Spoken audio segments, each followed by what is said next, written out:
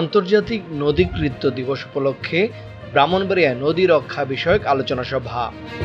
এহসানুল হক রিপন। আমাদের নদীগুলো আমাদের ভবিষ্যৎ প্রতিপাদ্যকে সামনে রেখে বিশ্বব্যাপী পালিত হচ্ছে আন্তর্জাতিক নদীকৃত্য দিবস 2025।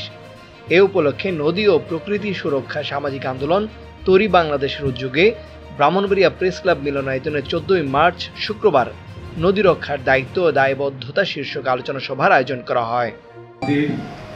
সারা দেশে কিন্তু নদী রক্ষা কমিটি আছে, যেটা জাতীয় নদী রক্ষা কমিশনের।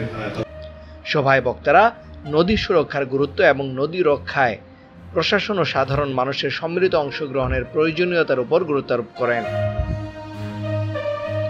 সভায় প্রধান অতিথি হিসেবে উপস্থিত ছিলেন জনাব মোহাম্মদ সাইফুল ইসলাম, অতিরিক্ত জেলা প্রশাসক।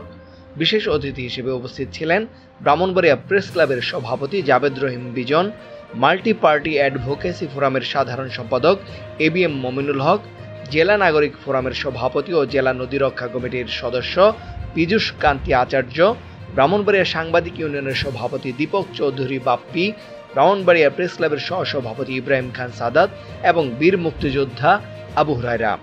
সভায় সভাপতিত্ব করেন তরি বাংলাদেশের আহ্বায়ক শামীম আহমেদ। সোহেল রানা ভূঁইয়ার সঞ্চালনায় অনুষ্ঠানে স্বাগত বক্তব্য রাখেন তরি বাংলাদেশের আহ্বায়ক কমিটির সদস্য খালেদ মুন্নি। এছাড়াও নদী রক্ষায় করণীয় বিষয়ক বক্তব্য রাখেন তরি বাংলাদেশের সদস্য মাহবুব খান, শফিউল আলম সুমন, মোহাম্মদ জাবেদ হুসাইন, মোহাম্মদ সাবের হুসাইন ও শাহ আলম পালোয়ান।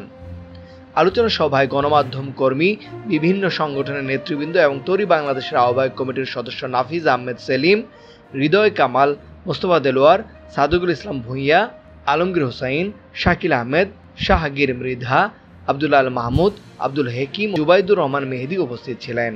তানভীর হাসান, সারাবেলা নিউজ, ব্রাহ্মণবাড়িয়া।